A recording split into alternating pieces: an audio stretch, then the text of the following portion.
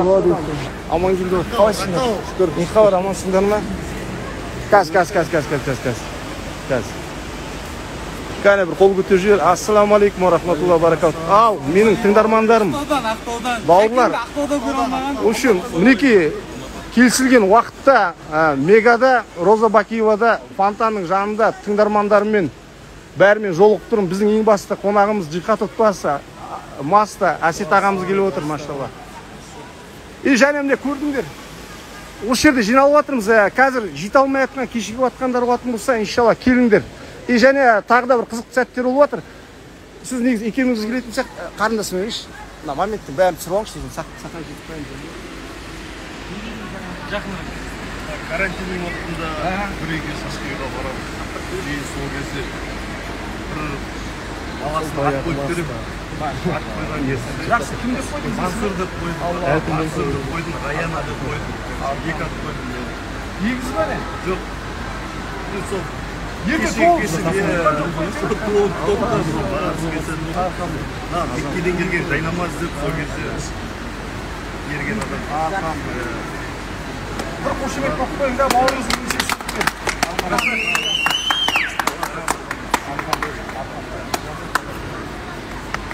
Енді мына жерде бір парақор болса, өзара пара береді ғой мысалды. Бір ішкіш бір болса, бір қымбат коньяк беруі мүмкін. Алхамдулилля, жанатқа үміті бар, жанаттың амалында жүрген жігіттер болғасын, осылай жанатқа себеп болатын жақсы сыйлықтар беріп жатыр. Бауырлар, осындай жайнамаздың үстінде тұру әрбіріңізге нәсіп болсын. Әрбіріңізге нәсіп болсын. Және әрбіріңіздің ата-анаңызға нәсіп болсын. Әрбіріңіздің ата-анаңыз осындай жайнамаздың үстінде тұрып қартайсын, бауырлар. Және біздің де иншалла ұрпағымыз осындай керемет жайнамаздың үстінде өссін. Салихал болып, баракаллаху фикум. Біздің табанымыз Аллах оның елшісі жек көретін жерде емес, Аллах жақсы көретін жерде. Аллах өзі жақсы көрген нәрсенің үстінде табанымыз тірегі көріп қой, баракаллаху фикум. Ертең бар ғой, иншалла, мынаның үстінде мен қаншалық намаз оқитын болсам, сонша осы жайнамаз маған куәгер болады. Және иншалла пайғамбар саллаллаху алейхи ва саллям айтады, әрбір жақсылыққа нұсқаушы адам сол жақсылықтың сауабын алады дейді да. Бұның да иншалла мен үміттімін Аллахтан осының сауабы осы бауырымызда жететініне баратынына баракаллаху фикум. Баракаллаху фикум. Аяғыстан келіп жатырсың, бүгін де жұмысқа ертерек сұрап маған жазды ғой. Үйде не алам деп кітабым бар еді.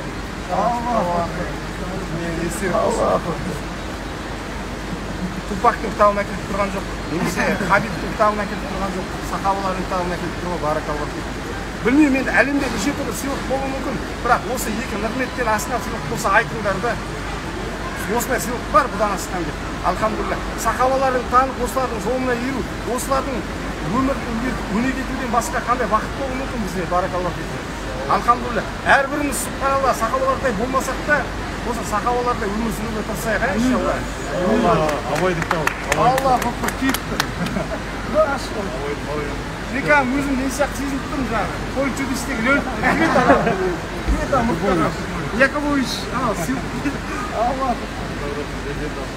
Алхамдулилля. Ал бауырымыз Абайдың кітабын беріп жатыр. Абай сияқты субханалла жаңағы Құнанбай атамыз Абайға айтты дейді ғой. Сен менен оза тудың ба, әлде не деп айтты деп? Жете тудың ба деп. Жете тудың ба деп, оза тудың ба деп. Сонда не деп айтты Абай атамыз? Мен оза тудым. Мен оза тудым дейді. Жоқ. Сен менен оза тумадың, сен менен егер оза туғаныңда, мен де Абайдай бала тудырып ал дейді. Сен маған жете тудың. Сен маған жете тудың дейді. Мінекей, осы жыл бұл жағынан Абайдың 175 жылдығы деп жатырмыз, алхамдулилля. Бұл да бір жақсы сыйлық. Әр қазақтың үйінде сөйлесінде болу керек болған кітап бар ғой. Егер әрбіріміз Абайша ойлайтын болсақ бар ғой, осы жерде әрбіріміз бір даналыққа ие болар едік бар ғой. Алла разы болсын. Мынау не дейді? Енді қуаныштай қуанып жүр деп тұр ғой, миллионлардың астында қалды. Қуанышпен бір-екі рет енді дастархандас болғаным бар, енді өзінің қолынан алмасам да құпияны алып жатырмын, алхамдулилля. 8 сырлы бір қырлар құпиямыз сақталған сондай бір құлы ашылмаған жақсылардан болайық, бәріміз. Алхамдулилля. Баракаллах. Мен білмеймін, жақсы екен. Былай істейік. Сізге енді естелік болса, Аллах. Машаллах. Al сыйлықтар легі төгілуде баракалла. Мынаны үйге жоқсып қоямын ғой. Хадим. Bir жақсы істеп қойды маған. Алла разы болсын. Ya былай істейік жақсылар. Ручек бар ма қастарында? Кімде бар? Ya ай өтпей ғана біздің менталитетіміз сондай. Сөйлеп жатқан кезде ұрысып жатқан сияқтымыз. Ұрысып жатқан жоқпыз. Отдайте. Берші, ручка берші. İzleyindeş, rучка алыңдаршы. Бар. Баракалла. Қанша адам қарап отыр менің қазір? 89 адам. 89? Аллах. Братан, какая ситуация? 92 болды уже. Сен үшін жақын еткен, братан. Отдайте, наш, отдайте. Ей, бөлімде біз. Ондай кетпейді. Ya былай істейік. Так. Абайдың бетіне жазсақ, ұят болады. Себебі бөлек. Шақаларға тағы жазуға болмайды. Былай істейік жітпет. Жоқ, былай істейік. Мына кітапқа бар ғой. Сіз кім деп кітапта? Сізден бастап бар ғой. Ат жөніңіз, қолтаңбаңызды жазыңызды. Қолтаңбаңызды көтеріп жарайды. Сосын былай істеу болады қызық үшін. Қолазмаңыз. Сосын былай істейік. Қызық болу үшін, ертең ана сағынышпен оқып жату үшін. Bir doğru şarkı yüzsüzleri var aslında olsun. Kesip Санаулы күндер әлі бір болуға. Хаманиктің атын көріп асар қояды ғой. Ол өлеңді айтсақ Алматыда бірнеше адамның құлақ шырылды айтшы.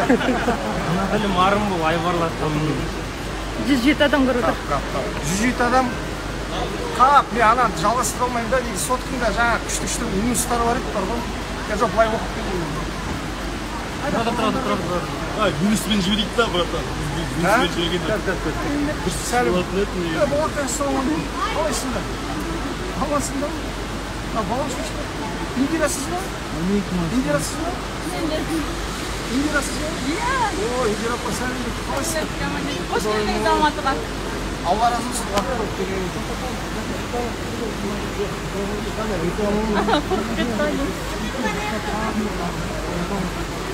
Қорқып кетті.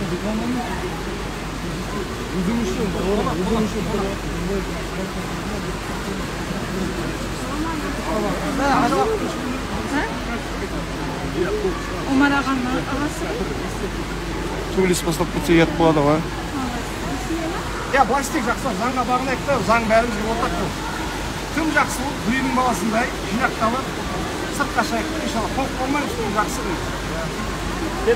Әсетжан, үш басташы берші.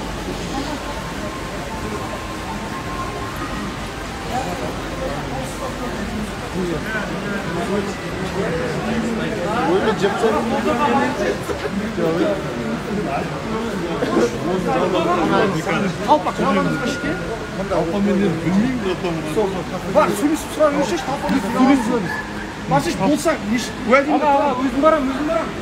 Ya былай қысып тұр. Анау менің оқырманым ғой, сіздер сияқты өз шаштары ашшы екен. Ол айтты, жәке бізге шаштарыңызға келіп шашыңызды алып беремін деп. Сосын мен айттым, мен бүгін бара алмаймын, бірақ қатты шаш келіп тұрса, Меганың ортасына отырамын дедім, сол жерден келіп шашымды аласың дедім. Онда уәдеңде тұр деді, болды уәдеңде тұрам дедім. Егер қазір ана жерде алмаймын, мына жерде аламын десе, дәл осы жерде шашымды қидыртуға дайынмын бар ғой. Лысый ма, брата, лысый ма? Лысый деген енді қудырмау. Лысый қудырмау күтіп. Я просто ана заңға бағынайық та, ана кісіге ескертіп қойып. Қазір сәл күтейік ана кісіні. Келсін. Мен ағам ғой қазір келеді. Біз сөйлесіп қойғанбыз оны. Ал, ассалаумағалейкум, менің оқырмандарым, көрермендерім. Кешіккендер, келе алмағандар, немесе осы сөзге күдіктенгендер өздеріңнен көріңдер. Жақсы көргендердің бәрі осы жерде, жақсы адамдардың бәрі осы жерде, алхамдулилля. Осындамыз. Отдайте, наш, отдайте.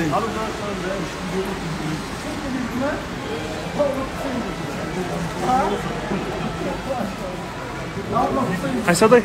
А? Қайсы адай? Адай? Қандай адай? Дайынды? Жемені? Жеміне? Ағаш мısın? Қайсысы?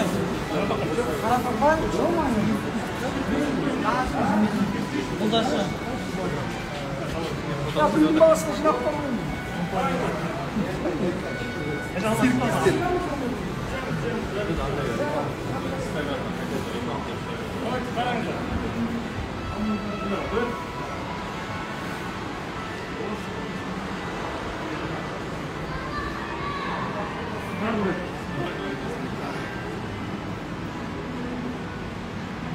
Ulan Ali'nin sureti kaydan tavuk oldu.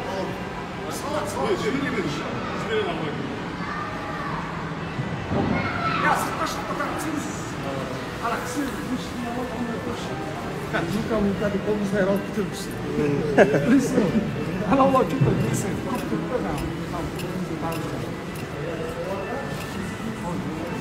Sakın deli oldu.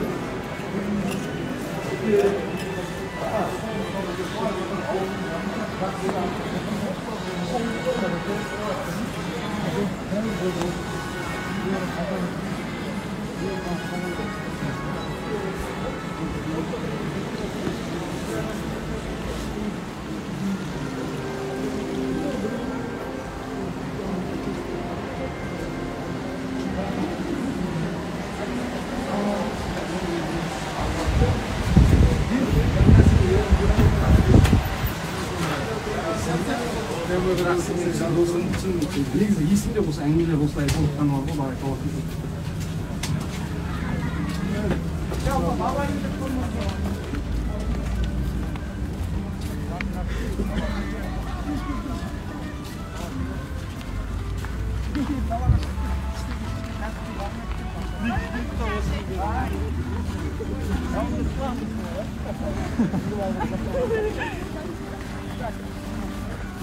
Acaba kuzgun olmak için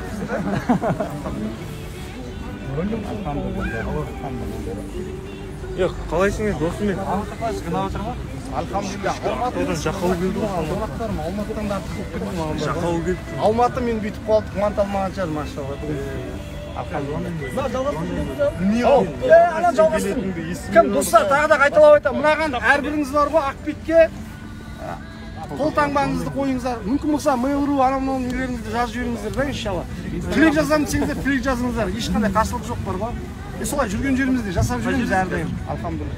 Қанша адам қарап отыр? 81. Шақтадың бәрін. Ар жақта жикатта альбом бүйтіп жатқан сияқты. Я, Нихо, қалай айтыңдар? Аман, айтсайшы, братан, Житбайға, ассалаумалейкум. Житбайға, ассалаумалейкум. Атырауға жалын сәлем. Атыраудың. Так, қай қаланансыздар? Арал. Аралға жалын сәлем. Қапшағайға жалын сәлем. Тағы Қаскелең. Қаскелеңге жалын сәлем. Шамалғанға жалын сәлем. Тола Атыраудың жек кеткен тартысың бар ғой? Ақтауға жалын сәлем. Главное Ақтауды айтып қой. Алхамдулилlah. Әке сізді өтініш бар. Иә. Бизнестегі дос боламыз, Астанада сәлемат жібересіз. Түсір сәлемін жібереміз. Иә, мен WhatsApp-та жіберемін. Ойлы кіскен неден тез жібереміз. Иә, Ассалаумалейкум рахматуллахи ва баракатуху.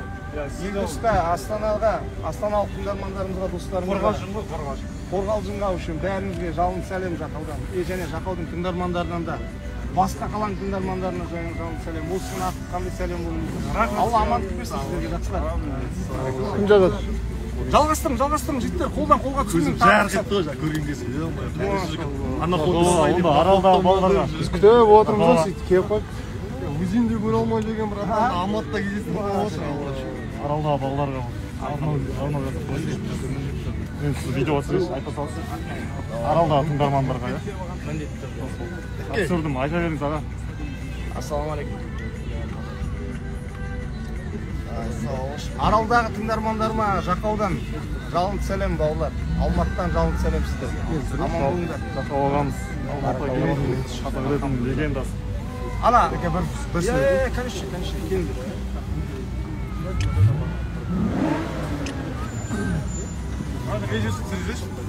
Тарих қой, тарих. Алхамдулилlah. Ұйқыңыз қанды ма? Шаршап едіңіз ғой кеше. Ау, Ұйқыңыз қанды ма? Қандырдыңыз ба ұйқыңызды? машалла, негізі маужырап дүнкем құрып өтеді. Мана сол сіздермен шашақ болмайын деп бұл жерге Қанша жылдан бастап тыңдап жүрсіз? 2007. 2007 айтылмаған сол сезімнен басталды ғой. Айтылмаған сол сезімнен басталды ғой бәрі. Айтылмаған сол сезім 2004 қой. Біз 5-6 оқимыз ғой. Сөйт тыңдап содан басталды ғой. Түрін де білмейміз ғой сағымыз жалпы. Түрін де білмейміз. Кезінде сол. Ол кезде дискіде жоқ шығар ол кезде. Одан кім? BFG деген команда бар емес па? 31 болды, 31 Жәке, Я сол икпортпен таралып келген Алматыға жеткен тректер ғой кезінде студенттердің сол жаңағы. қалай жетіп жүр? Түрлерін де білмейміз осы нәрсе тыңдайсың. Бико дегендер біздің сөз қадірі бар ғой ол кезде. Қазір Так. Кім қарындас? Жоқ кетсің. Алиді көрген адамды көрсем болды. Қарындас. Али вообще Алматыға келген. Так, айбексің, давай, неден тоқтатшы әңгімені? 2004-қа барады. Тыңдармандар. История. Я сөйтсе бар ғой, бұл күнге себеп болған нәрсе Маңғыстаудан біздің Жаңаөзеннің нелері студенттер келген кезде 2002-2003 жылдар қызықта 2003-те біразыңыз бала болдыңдар ғой негізі. 2004-2005-терде. Ана икпортпен әкеліп тарататын болған ғой. Әлде кассетке жазып ала ма бір нәрсе бар ғой. Мен шынын айтайын, 2002-ден бастап ән жаздым ғой. 2006-да ма Crazy MC дейтін рэпер болды. Болды қазір бар әлде. Қазір неде тұрды, Америкада тұрды. Сол айтты ғой маған. Жақау сен білесің ба, интернетте өте танымалсың бір нәрсе деп айтып отыр. Өзі интернеттің не екенін білмеймін де. Ол не зат ол деймін ғой. KZ Rap деген сайт бар, сол жақта айқай шука не кетіп жатыр сенің. Форумдар болатын сол кезде. Форумда сен трекпен талқылап жатыр. Неге кіріп форумда? Смерч болып жүрген кезде. Сөйтіп үйіне алып барып интернетке кірген кезде түсіндім ғой, андай сайт, форум бар екен, адамдар талқылайды, сен туралы білетінің туралы да. Әйтпесе құлағымыз қалқиып жүре беріппіз ғой, дымда өлмей. Алхамдулилля. Енді бір қызықты, Аллах абырой берейін десе, сәл нәрсе де болса жеткізіп қояды. Мен ойлаймын, оның ар жағында жаңа бауырымыз айтқанда сөздің қадірі жатқан шығар деп. Сөздің қадірі жатқан шығар. Енді ондай бір қадір асқан ақынмын деп айта алмаймын, ақынмын деп әлі ерте. Бірақ жаңа жүректен айтылған сөз жүрекке жетеді деген сияқты, қай қалада, қай ауылда, қай өңірден тұрсаңыздар да Аллах сол жүректен жүрекке жеткізді ғой сол өлең жолдарында. Сол себепті ол қазір бәріміздің бірігіп жатқан себебімізді. Мен деген есімде 2008-9-ларда сіздің өлеңіңізді мамаға естіртетін едім да. Ол кезде 7-8 оқимын. Сол кезде тыңдап жаңа да шығып бара жатырмын да, мен мама есіңізде ме осындай адам өлеңге Жақау деп айтсам, әлі тыңдап жүрсің бе? Мектеп кезінде бар еді, әлі тыңдап жүрсің бе? Конечно, бұл келеді екен Алматыға, мен қарайын деп отыр. Қайтып оралып жатып қойын да? Оралу мәселесінде, алхамдулилля, студиямыз 95% дайын болды. Ертең бұйырса, Алла қаласа, келесі апта барған кезде мені балдар иншалла бұлай күтіп алу керек қой уже. Себебі студияны кеше осыдан 4 күн бұрын аппаратымыз жинап қостыққа құтты болсын айтып, мен қасында тек қана бір 20 минутта болған шығар, мен жарты сағаттай жігіттерге құтты болсын айтып, ары қарай өздерін реттеңдеп кетіп қалдым. Сол кеткеннен әлі студияға оралған жоқпын. Бұйырса барам иншалла. Мына жерде уже бір тақырыптар дайындап жатырмын бар ғой. Халықтың еңсесінің руханият иманын тұрғызатындай, халықтың намысын оятатындай, жастарға қанат бітіретіндей жақсы дүниелер жасауымыз керек субханалла. Бос әңгімеге қырқым-сырқым сезім білдіруге қазір уақыт жоқ. Қазір халықтың деңгейі мүлдем басқа жақта бар ғой. Қазір құзға қарай баратырмыз. Сол құзға баратқан халықты, жастарды бері қарай шақыру керек субханалла. Және Аллахтан жәрдем сұраймын осы нәрседе. Маған жәрдемдессін деп иншалла. Сіздердің сағыныштарыңызды басатын, көңілдеріңізді көншітетін, көңілдеріңізге, жүректеріңізге жылулық ұялататын, сіздерді қайрайтындай жақсы дүниелер шығатынына сендім. Аллах бұл істе бізге жәрдемдесін. Өзің берген абыройды тағы да одан сайын өсір субханалла, одан сайын жәрдемдесін бізге. Одан сайын субханалла елінің еңсесін тіктеп беруге жәрдемдесін бізге. Кеттік, общий жиналып деймінға барайық. Енді балалар осы сәтті пайдаланып тағы да айтайын. Маған жібереді адамдарда, Шыңғыс сені тікелей эфирде боқтады, немесе стористе бірдеңе айтты деп. Мынандай нәрсе балалар, мен қажылықта болған сәтімде Қағбаның түбінде тұрып, валлахи айтайын, сол кездегі болған оқиғалардың бәрін есіме алып, мен ол кісілерді Аллахтың разылығы үшін кешіріп жібергенмін жүрегіммен де. Содан кейін мен ол кісілерге ренжімеймін. Білемін, қаншама ғайбаттар айтылып жатыр. Бірақ мен оған ренжуге ақым жоқ, себебі мен оны кешіріп қойдым. Шәкен көріп отырса, жалын сәлем. Сені күттім, саған жеткізген шығар менің албатты екенін. Келсе қарсы алуға дайынмын. Бәріне кім келсе де күтуге дайынмын, проблема жоқ. Сол үшін жігіттер тек қана бір әзір ретінде еске алайық, жарай ма? Себебі бұрындары мен есімде бір балдар кетіп маған айтатын, Жәке ана бір Шыңғыс тыңдап тұрған бір бала бар еді, жағына жүріп батып тастадым, шапкасын тартып алдым деген. Біздің өнеріміз ол нәрсеге шақырмау керек. Біздің өнеріміз Қазақтың қазаққа қол жұмсауына шақырмау керек. Біздің мақсатымыз ол емес. Иә, надандықпен, білімсіздікпен бір нәрселерді айттық, бірақ ол ары қарай өшпенділікке, қан төгуге апармау керек ондай нәрселер. Біздің қазақ реп біріктіру керек қой қазақтың басын. Бірігейік та иншалла жақсылықта көріп отырған. Дегенмен сол тарих қой негізі бір деңгей, определен деңгейге көтерді ғой. Дұрыс. Ол да бір болу керек дүние еді негізі. Алхамдулилля. Мен өкінбеймін, тағдыр ол солай болу керек болды, айтылу керек болған әңгіме айтылды. Жәкеңді бар ғой енді Аллахтың намазы ұстап қалды, әйтпесе деген қыратын берді. Ақырындылар кетеді. Алхамдулилля.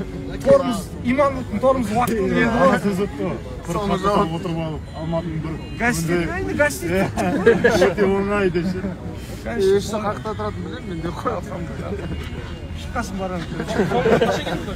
Бейтің дайын ғой. Соңғы рет қашан келдіңіз? Соңғы рет 5-6 жыл бұрын келген. Жоқ, ең соңғы рет бауырға 2014-те келген екенмін. 2014-те Асларнаның ағалары, Асларна ұжымы жаңа оразамен өткен бір күнімді түсіп, сосын кешью тобымен бір ән жаздық сол жылы. 7 жылдан кейін оралуға, алхамдулилля, бауырлар, мен шын жүрекпен қуаныштымын. Сіздердің әрбіріңізбен қауышып жолығып тұрғаныма да айтып отырмын мен субханалла. Бір елді мекенде, бір қалада туылып, жолықпай Алматыда жолығып жатырмыз дейді. Әр нәрсенің бұйырмысы бар бауырлар. Алхамдулилля, осылай бұйырып жатқанына мен қуаныштымын. Ақтөбеден нағашы ағам Нұрсұлтан деген. Нұреке, ассалаумалейкум. Жақаудан. Уалейкум салам. Давай. Ақтөбеден. Нұрсұлтан тек жыламашы бауырым. Айтсын сәй. Ассалаумалейкум шүгір. Олда Алматыда ма? Оғамаңыз. Сүйе алмай келген армансың неткен Орында жүрмейміз ғой. Орындаймын. Сен қыздырып жатсың тойды. Сіздерге еліктетіп қой кезінде. Сіздердей боламыз деп ше. Кейін мен ойландым да, бұл торговый центрге бардым. Қазақ талда жаңағыдай киініп алған шаштарым бояу анау. Кейін мен жай интерес ше, жандарына барып сұрадым. Ауырыңыз кімдер тыңдайсыңдар деп.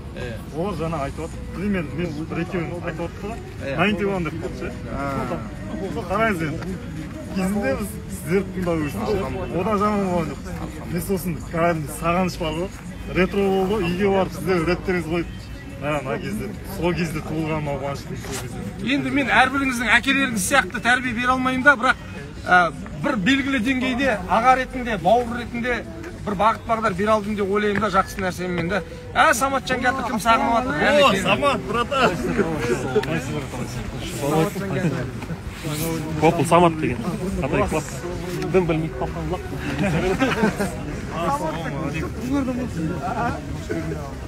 Алынский той ғой, брата. Иә, конечно, Алынский той. Абырай! Гаидің авторы Гаи. Айырмағай. Ала мен Алланың кіршін деген. Самат Семечке бар ма?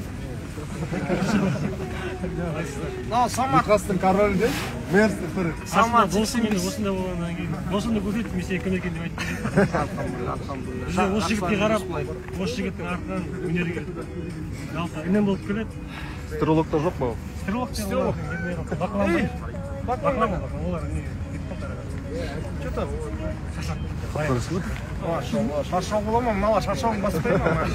Қалай Шымбұлақ Жәке ұнады ма? Қазір үйге бар, бір-екі шапалағын берем бар. Осы сіздерге құрметсіздік танытқан Шымбұлақ Бақылан дайындау бар ғой.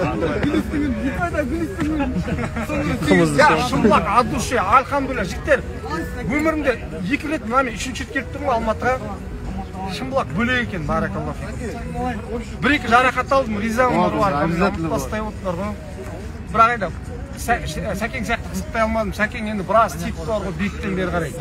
Мен бір 30-дықтан бері қарай ырым жасадым, Сәкең 60-тан ұрды ғой бері қарай. Жақсырақ түсіп кетіп ғой. Сәкең несін ырымын жасадым. Жаңа бір сұрақ қойылып жатыр ма еді?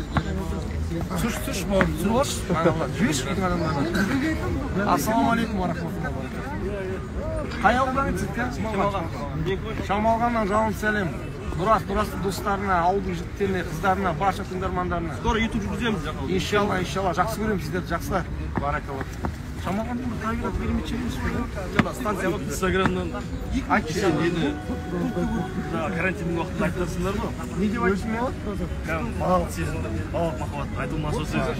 Мына сұлтарды тауып алдым ғой, ортасы Инстаграмда.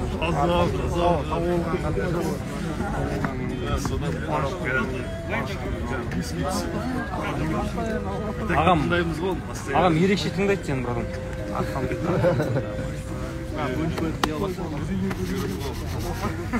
Алла разы болсын. Пейіліңізге рахмет, машалла. Жаңа мен апам қайда? Жаңа Индира апа қайда? Жаңа Индира деген апамыз, Алла разы болсын, субханалла. Мен жаңа көріп тұрмын да, инстаграмда жүзін көрген жоқпын. Сол кісі, Алла разы болсын, інімнің қарны ашық болмасын деп, мұнда керемет күрт жасайды екен ғой. Осы жерлерде, ауылдың шет жақтарында бұл жерде бар екен ғой. Кәдімгі 2 килома, 10 килома құрт салып жүрді бар ғой, Алла разы болсын. Тап, негіз бұл кісінің мен. Сізге сұрақ қойсам болады ма? Ана батыста болдыңыз ғой, Жаңаөзенде рет бастадыңыз ғой. Алматыда айнасы сертификат бар ғой. Солармен жігіттер қылсақ, бірінші қалай таныстық? Максиммен танысу мәселесі ме?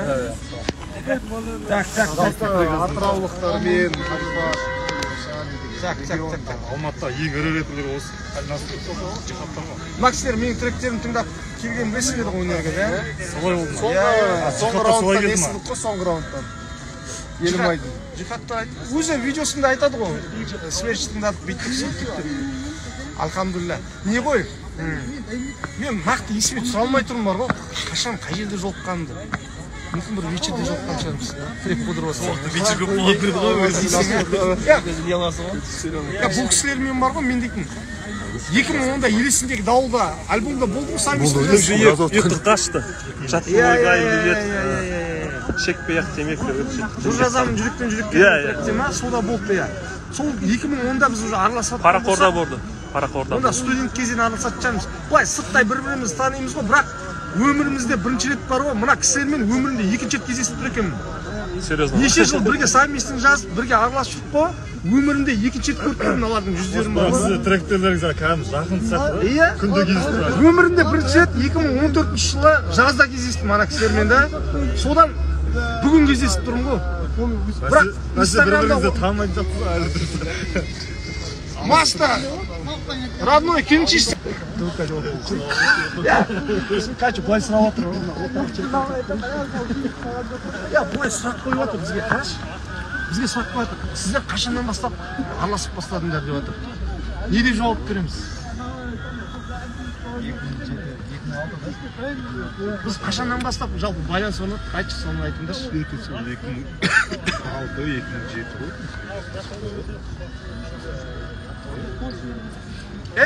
Тұра тұр. Мен мына кісінің періштелер деген трегін 2008-де студент болып бітірейін деп отқан кезде естідім.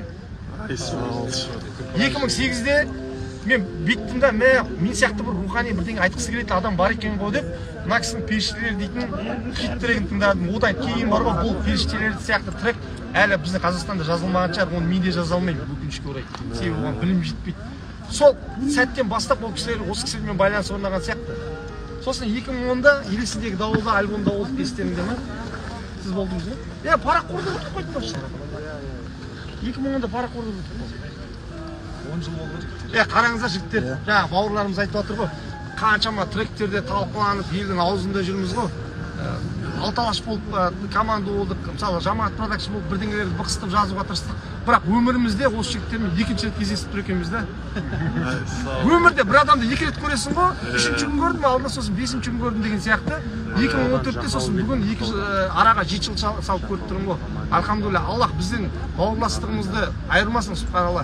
Осы күнге дейін қаншама жыртам, құртам, айырам, өртеп жіберем деген группалар келді да шықты да. Қайда солардың бәрі? Өшсіздер алды да, себебі оларда ықылас болған жоқ, себебі оларда халыққа деген ықылас болған жоқ, халыққа шынайы нәрсені беруге тырысқан жоқ. Кім ұлтқа қызмет етем, кім елге қызмет етем дейді, Аллах оны сақтап қояды да міндетті түрде да.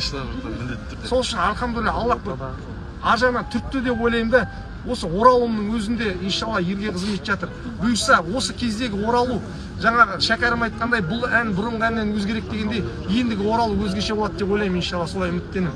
Және сіздер тағы да қуантамын, Алла қаласа бір 2-3 айлықтың жобасында біздің аңыз адамымыз Әлнасырдың иншалла жаңа альбомын көресіздер. Әлнасырдың толқынынан кейін цунами бітіп, қазақ рэп аң-таң болып быт шығып қайттан аяққа тұрып отқан кезде иншалла жақаудың соққысы болады. Оған дейін райым печеньден беріп жібереді ғой. Берекетсізден бұйырса. Артаң үсті бар шаң-шаң болып отқан кезде дейсіз. Иншалла, еңсесін тіктей алмай жатқан кезде бар ғой. Былай ғой бауырлар, біздің рэп, біздің шығармашылығымыз ол ұлтқа жасалып жатқан қызметті. Біз кеше Алаш тобын не үшін құрдық? Ұлтқа қызмет етейін деп құрдық та. Бізге қыз қырқынның әдемі сөзі, қыз қырқынның көзқарасы ештеңе керек емес. Үйленген, бала туғызып алған адамдарымыз сұққанында. 36-34-тегі де біз баяғындай нәрсені, баяғы жастық неде жүрген адамдар емеспіз. Біздің ендігі қызметіміз иншалла ұлтқа болады. Ұлтқа болған да оған дейін деді. Бұйса Әлнасыр не туралы жаздың деп сұрағым келіп тұрған жоқ. Бірақ Әлнасыр бекер нәрсе жазбайтынын білемін мен. Шағын альбом туралы бола ма айтуыңызға бір нәрсе? Кішкене майлақ қоймайсыз. Альбом осыдан бір ай бұрын жазылды, декабрьде. Орал қаласында. Оралға бардым. Бірінші күн жігіттер күтіп алды да. Енді етсіз қазақ бола ма? Ет жеп, ары-бері талқылап отырдық. Не жазатынымызды білген жоқ, шыны керек. Мен өзім бар жазылған тексттерімді алып бардым. Келесі күн Данияр бір ой бар деді да, бірінші күні бір трек жаздық. 6 күнде 6 трек жаздық. Сонымен қысқа EP альбом шығады. Атауын әлі қойған жоқсыз да? Атауы әлі белгісіз, енді ойлап жатырмыз. Жерұйық деген пока жоламен, черновый вариант. Черновый вариант бар. Демо версия. Короче, жаңа нешеге де 30-35-40-қа келіп қалдық дедіңдер ғой. Енді бір не қосып жіберейін. Кішкене бір қосымша болсын. Енді арасында қосымша сценарийінде өздерің білесіңдер ғой енді. Одан кейін 40 келер қылтиып, олда болса кәріліктің белгісі. Айтып айтпай жігіттер ау не керек? Сақса шақал мұрт шығады қылтиып. Одан кейін 50 келер елеңдеп, қайран жастық шағымды бір көрсем деп. Ол да болса кәріліктің белгісі, сөз сөйлеуге отырасың елеңдеп. Одан кейін 60 келер алшаңдап, таяқ ұстап шал боларсың талтаңдап. Ол да болса кәріліктің белгісі. Сол 60-ты аман болайық. Одан кейін 70 келер, 70 деген жас келер, көтерілмес қара ауыр тас келер. Ол да болса кәріліктің белгісі. Сол 70-те екі көзге жас келер. Одан кейін 80 келер, сеңгілдеп. Ол да болса кәріліктің белгісі. Айту айтпай жігіттер ау не керек? Сол 80-де екі көзге жас келер. Одан кейін 90 тағы келеді. Көп жасауды жаның жақсы көреді. Ол да болса кәріліктің белгісі. Сол 90-да кемпір шалдар өледі. Одан кейін 100-ге жеткен адам жоқ. 100-ге қарай өте тұрмын, өткен жоқ. Ол да болса кәріліктің белгісі. Жамбыл атам, ол да 100-ге жеткен жоқ. Ай, молодец, сау. Красавчик. Тойда айтып жүрген тілек өтірік болды ғой, Жамбылда 100 жасар. 99-ға дейін ғой енді, 99-ға дейін жасадық енді. Қошемет, қошемет. Өзі бар. Я, бауырымызға. Қошемет, бауырым. Арамызда асабалар жүр екен. Жәнібек, Алматы. Арамызда асабалар жүр екен ғой, машалла. Не жасап, видео жасаймыз да, кімге Абекеңе береміз, типа встречи деп, неге салып қойды, инстаграмға. Бәрін дайындап келіп. Жаңа бір сұрақ қойсам ше? Қоя беріңіз, бауырма, қысылмаңдар, сұрақты жаудыра беріңдерші. Сана қызық жағдайды айтып кетсеңіз, тректеріңізді айттыңыздар ғой, бір өлең жазу үшін бір автобусқа отырып алып, ар жаққа дейін барып, аязды күні деп ше. Сол қызықтарыңызды айтып. Ол қайсы өтірік екен деп есіне түсіре алмайатсың. Татып, батша точно мен ба ол? Естім, дидиме айтқан. Қалай дейді? Алғашқы рэп бастаған кезде. Соңғы соққы деген тректе. Соңғы раунд. Бір трек жазу үшін. Ямаха мен білдіріп. Болды. Бұл өтірік емес, бұл хақ негізі. Ямаха мен. 2002 жылы ғой, жалғаз алғаш рет рэп бастаған кезде, құдайыма көктем түсіп кетті ма, не болды мынау? Бұлбұлдар сайрағанда, фальштар тісін қайрағанда.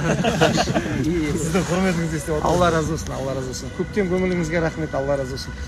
2002 жылы рэп бастаған кезде ол кезде студия дейтін атымен жоқ қой, интернет не екенін де білмейміз. Ол кезде диск дейтін атымен жоқ, ол кезде мынандай мини диск дейтін батын, сіздер көрдіңіз ғой дәуірде да? Мынандай мини дисклет бат, ішінде мынандай сары. 2010-ға дейін жүрдік қой. Соны алып, бір кассетіміз бар, соны алып, ГПЗ дейтін жер болатын бізде, қаланың сырт жағында. Газ өңдеу зауыты ғой біздің, бүткіл батыстыққа газбен қамтып отқан. Сол жерде ағамыз тоқ жөндеуші болып жұмыс жасайды еді. Сол студиясының үй несіне алдыртып алған жұмысына да. Ол анандай объект ғой, мемлекеттің қарауындағы объекті. Ана екінің бірі кіре алмайды да. Сол үшін жаңағындай жолдан алмайды мәшіндер. Ол жаққа баратқан мәшіндер алмайды да, себебі рұқсат қағаз керек. Сол үшін өзіміз анау енді қарайған жер енді субханалла сол қатып өлейін деп құлағымыз қалқайып жаңа бір жапырақ текстіміз бар мыжырайып жатқан туалеттің бумага ұқсап кеткен соны жаңғалтамызға салып алып үсіп өлейін деп сол бір запись үшін баратын едік әлі есімде. Ертең тағы да жаңалық жігіттер алла нәсіп етсе көктемнің ішінде шығар кейіпкер деген жоба шығады. Кейіпкер деген менің жеке биографиям, автобиографиям өрнектелген кәдімгі 2001-2002-ден қалай бастадық рэпті осы күнге дейін кәдімгі документальный фильм болады. Ол жерде мен емес, менің көзімді көрген адамдар сөйлейді ол жерде. Ешқандай қоспас, біреуден таяқ жеген болсам таяқ жегенімді айтады, біреуден ұрған болсам ұрғанымды айтады. Ешқандай боямасыз бейне. Сол жерде менің достарым, інілерім бәрі сөйледі. Мен сен не айттың, мен туралы не айттың деп айтқан жоқпын бар ғой. Тағы да бір қызға айтайын, сөзіңіз бөлгеніңізді кешіресіз. Содан көресіздер бұйырса. Мысалы, батыста рэперлер болды, не рэперлер Али болды, Бико болды ше. Тағы көп хаос болды. Соны, мысалы, сіз мен өзім ойым ғой. Сол кезде солардың басын қосқан сияқтысыз ше. Өйткені совместный тректер жаздыңыз. Енді 300-дің басын айта алмаймын, бірақ бұлай еліктеп тыңдап келді ғой талай жастар. Биконың бір сөзі бар, комментте жазады да, егер дейді, ол кезде Биконы танымайды екен.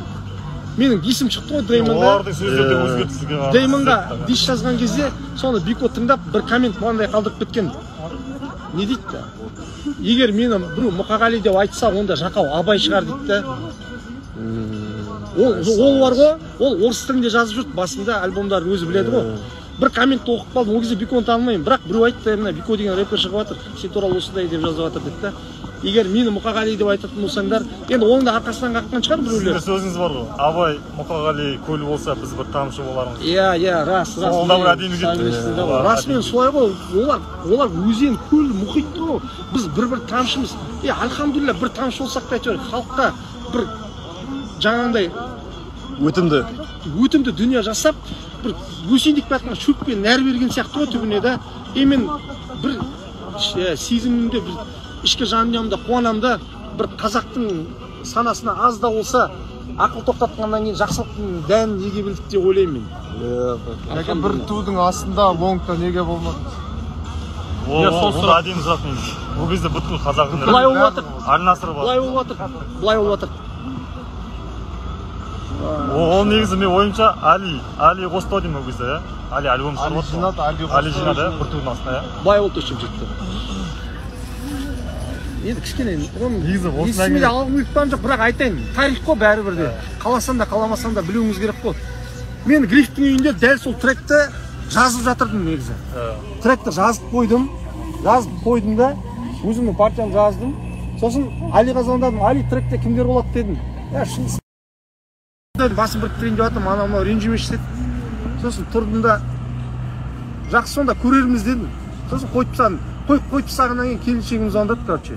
Осылайса үйге келші, анау деді, соны не болды осылайса. В общем, ағамыз қайтыс болып жатыр екен сол сәтте.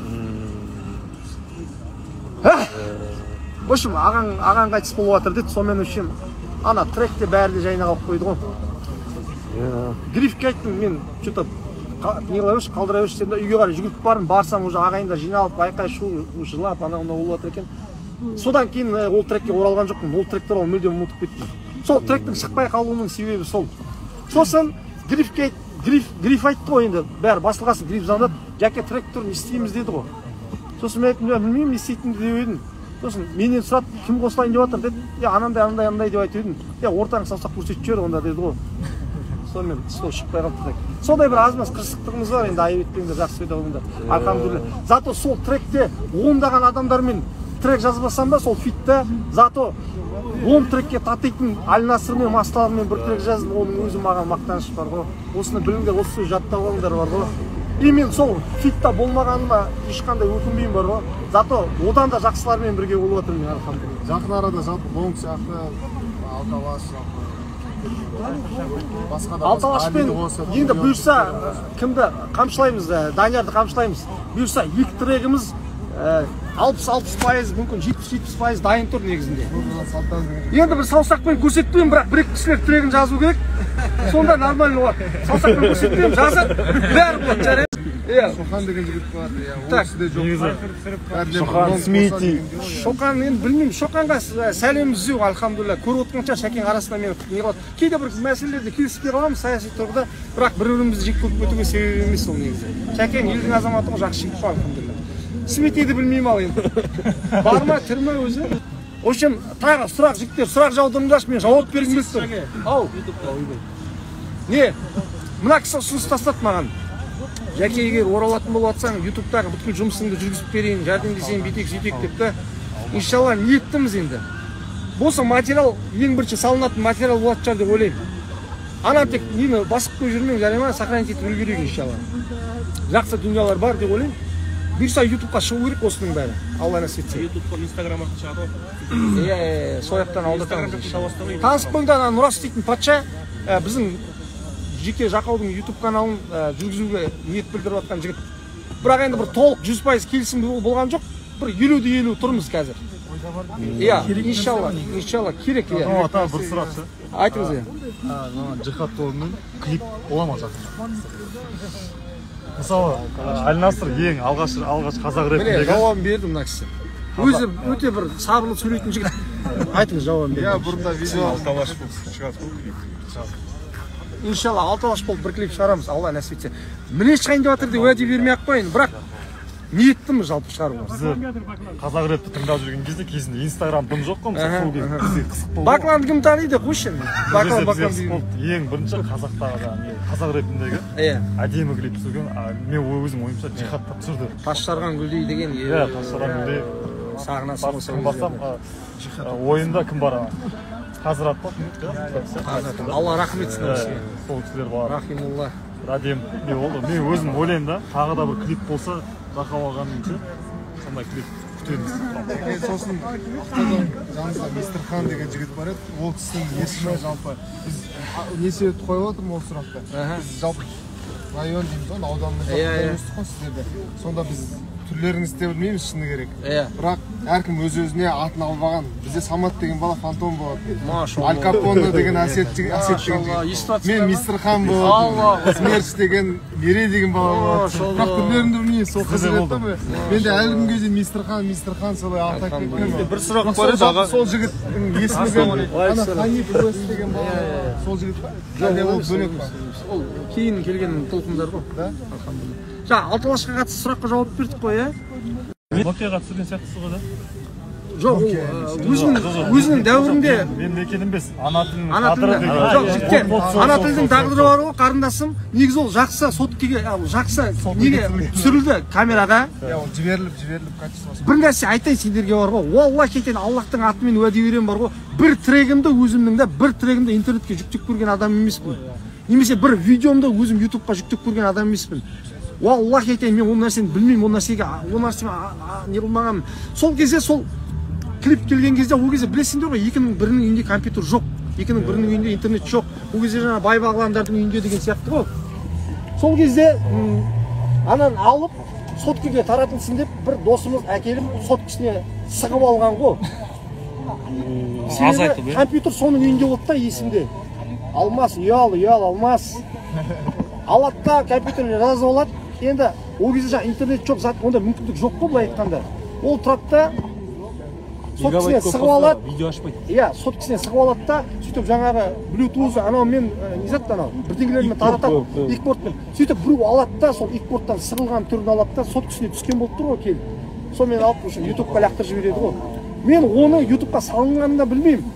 Содан кейін барып адамдар айта бастады ғой, Жәке ана клиптің сапасын салмайсың ба деген кезде қарасам, араға 4 жыл түсіп кеткен ғой. Ол клипте мен дискісі жоқ та, ол кезде уже компьютер фарш болды. Жоқ, енді сөздің шыны керек ше. Сөздің шыны керек, ол кезде Nokia-мен таратып көрдім.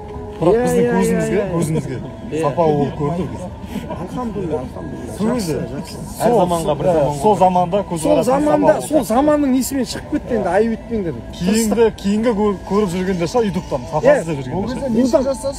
Сонда ана тілдің тағдыры ол кезде ауыздан ақ сүті кетпеген баламын ғой деп жатсаң. Ол тректің шығу тарихын білесіңдер ма? Ана тілдің тағдыры үшін жазылған. Бір күні сол қайсы 2006 жыл болу керек, қателеспесем. 2007 ме, Аллах біледі. Біреу звондайды акиматтан.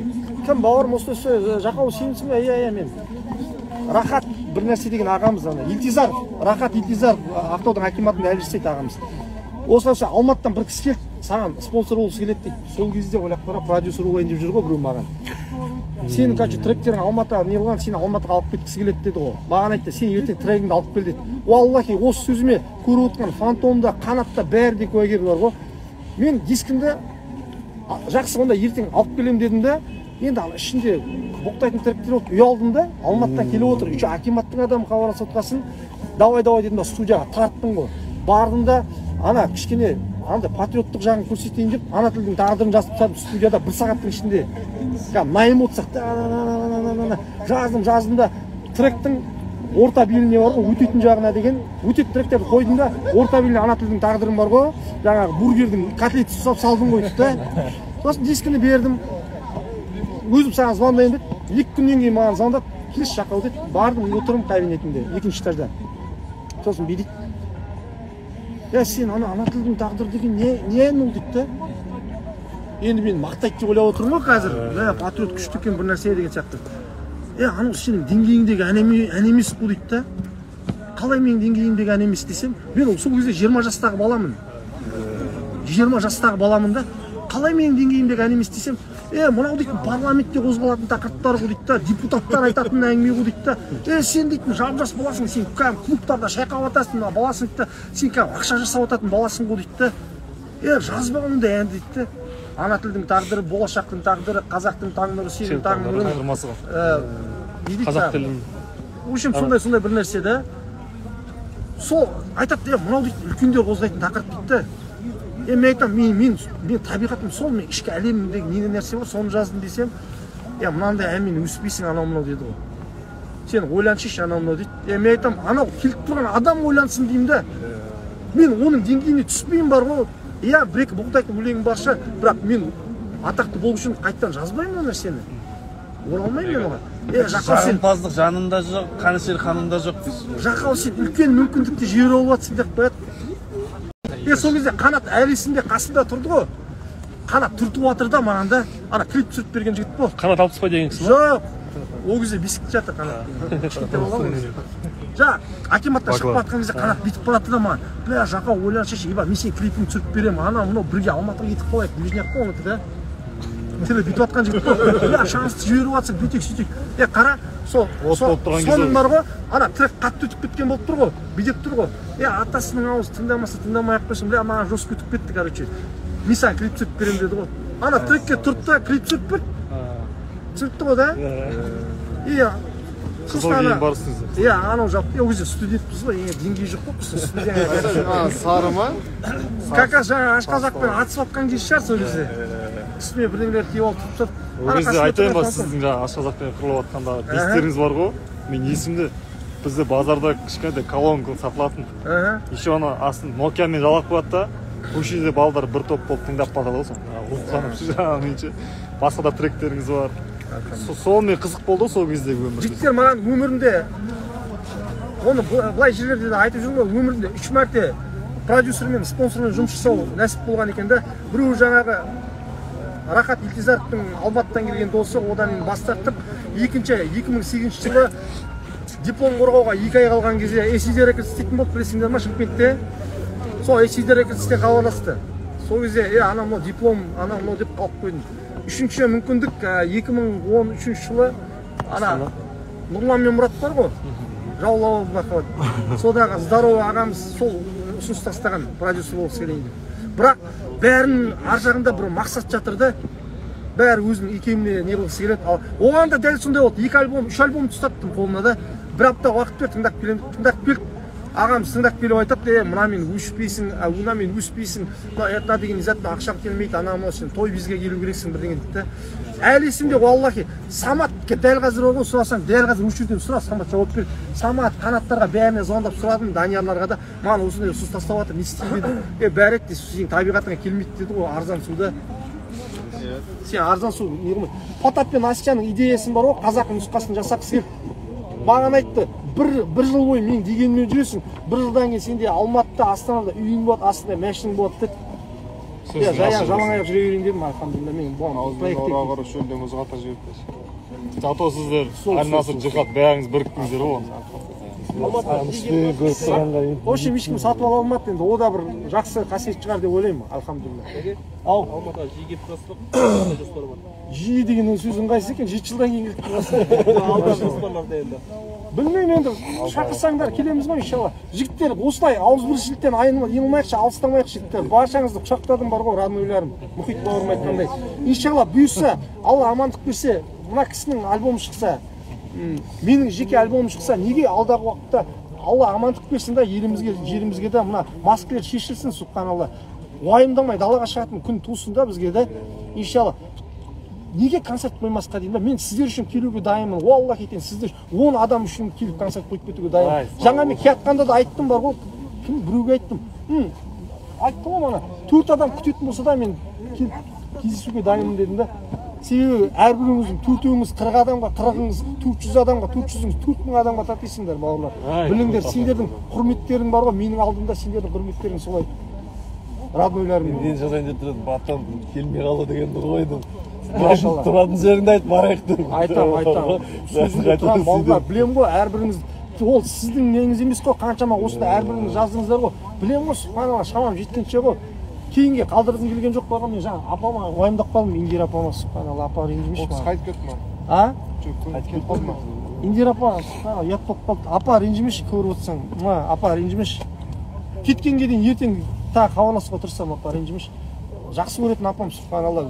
Жаңа бірінші көріп тұрмын ғой жүзін, танымай қалдым біз. Алхамдулилля, алхамдулилля.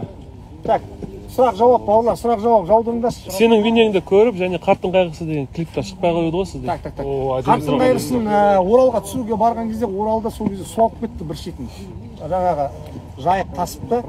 Содан су алған кезде жаңағы қарттар несін үйін су алған, қарттарды басқа жаққа көшіріп жіберген. Сол себепті ол клипті түсіре алмай қалды.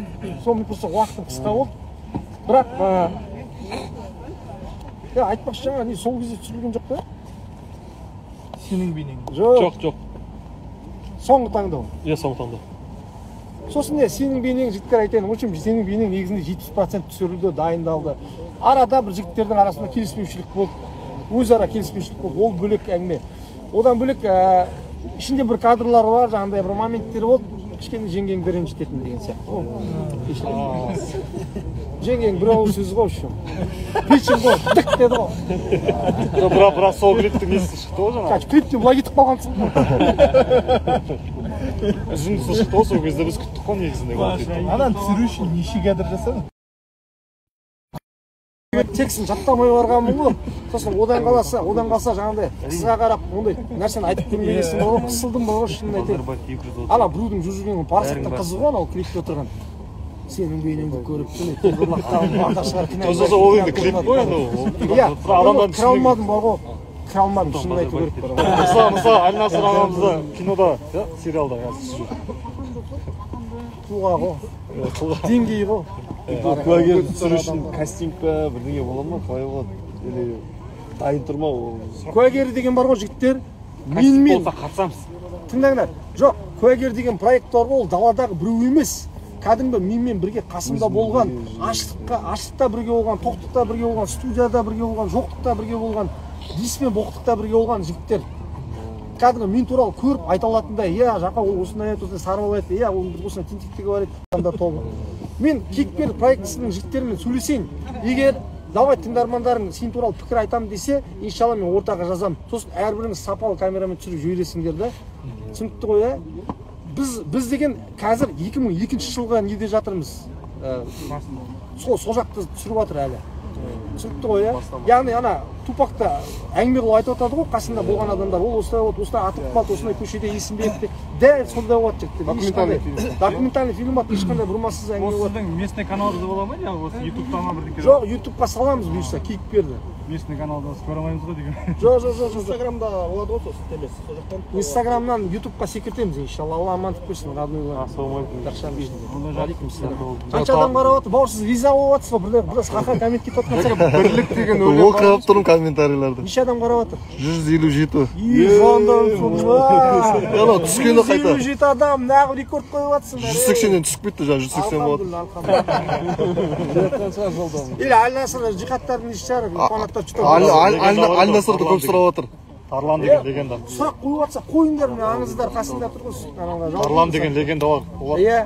Қазір Жаңа Райыммен фит бола ма деп бір сұрақ қойып еді. Қазір Тарланның несін шешек мәселесі. Тарқып тұр екен сұрақ. Тарланның мәселесі Тәкең енді үлкен бизнестің адамы енді. Былай бұрылуға уақыт жоқ, сосын жеке шаруалары бар. Ол кісі жайында жақсы ойдамыз. Бір WhatsApp группада бір үйдің баласындай отырсақ та бөлмеміз жан-жақта болғасын себепті не қыла алмай тұрып, арасында бір коридорда өтіп бара тұрып жаңағы сәлем беріп ассалаумағалейкум деп өтіп кетеді ғой. Уағалейкум сәлем, үлгеріп қаласың, болды. Үлгерсең үлгересің, үлгермесең бір айдан кейін жауабы жазылады ғой еще. Сондай. Рекламный агентство ма? Рекламный агентствода жұмыс жасап жатыр. Ол енді ол бөлек енді деңгей бөлек адам бар ғой. Ол енді бөлек деңгей. Тәкең енді бір альбоммен оралса нұр болар еді енді. Күтеміз бар ғой.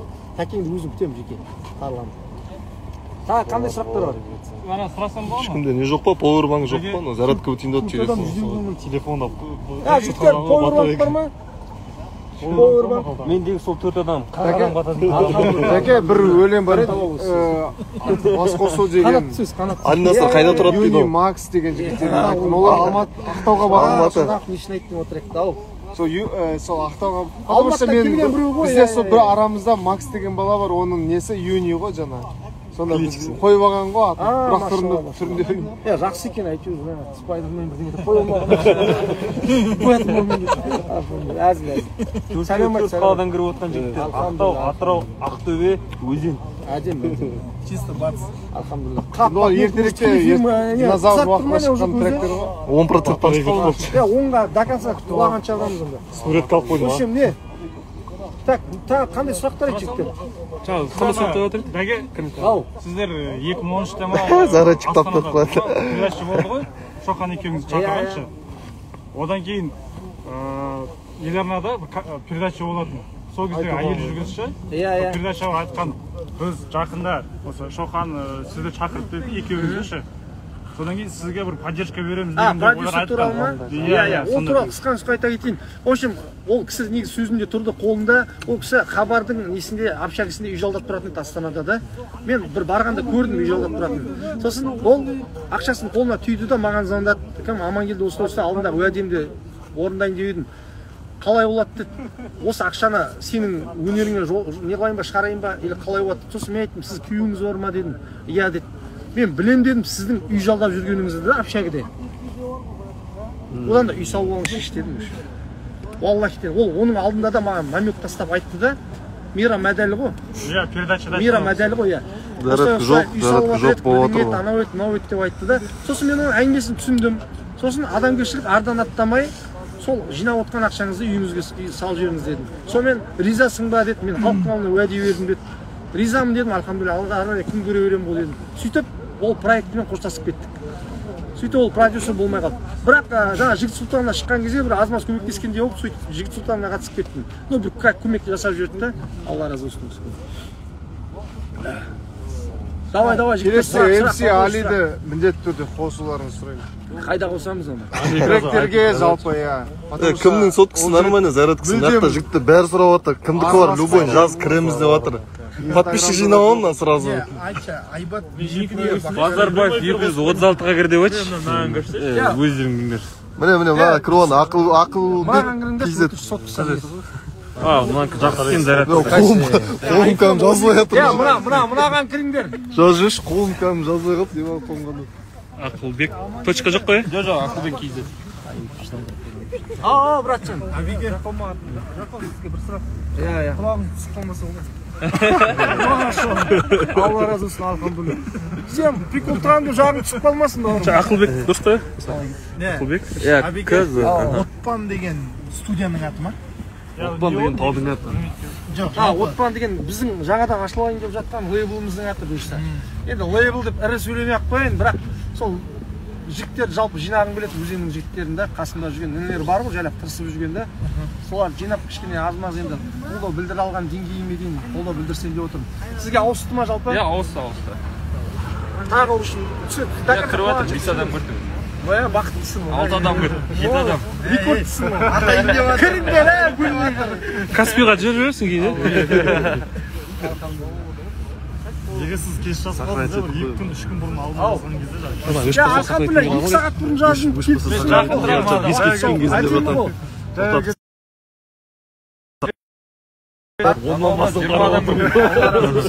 Если что, айтсаңдар мынаған кіріңдер. Алейкум ассалам. Что-то арзан сияқты. Я не қыл? Кірді ма? Кіріп жатыр, 24 адам. Ақылбек KZ-қа кіріңіздер. 26 адам болды. Тағы көрсетіп жіберсеңіз жаңадан көрсеткен. Бауырлар, мына сотқа отырайын деп жатыр, мына парақшаға кіріңдер, мынаған тіркеліңдер. Подписать етіңдер. Взаимно подписка. Тікелей эфир біткесін блокировать етсең дейсің. Эфирді не істеп сақыратеміз ба? Бұндай кәне бітті ма не? 31 адам. Қоса аяқ асты. Қап. Мә, үрейлі тұр екен, машалла. Қазір. Ассаламалейкум рахматулла баракатуху. Ал бауырлар, мен соткым өкінішке орай отырайын деп жатыр. Қазір сохранить етіп үлгеруім керек, иншалла. Ардагерлер дейді ғой. Міне ардагер, машалла. Баракаллах. Жихад отпасы. Міне ардагер. Бауырлар, в общем, былай істейік, бір соңғы бір флешмоб болсын, қазір сохранить етіп тастайын. Не деп айтамыз? Ақылы кезетке өтіңдер дейсіз. Мынауың саудагер бар. Былай істейік, Жақаудың тыңдармандарына деймін сіздер жалын сәлем деп айқайлайсыңдар. Келістік па? Сонымен тоқтатамыз, давай. Все, біле, қараңдар бауырлар. Біздің жамағат келді, біле, тыңдармандар бәрі келді, алхамдулилля. Дайынбыз ба? Дайынбыз. Все. Жақаудың тыңдармандарынан жалын сәлем. Все, қабыл алың, баракалла фикум. Алхамдулилля. Жаңа тікелей эфирге кіріңдер, бауырдікіне кіріңіздерші мынаған. Қаяқта кәне, көрсетші. Аман келді жаққа. Ақылбек KZ. Ақылбек KZ-ке кіріңдер, осы жерде жалғастырамыз иншалла. Құшақтадым, роднойлар. Ақылбек KZ-ке кіріңдер иншалла, сояқ жалғастырамыз. Так.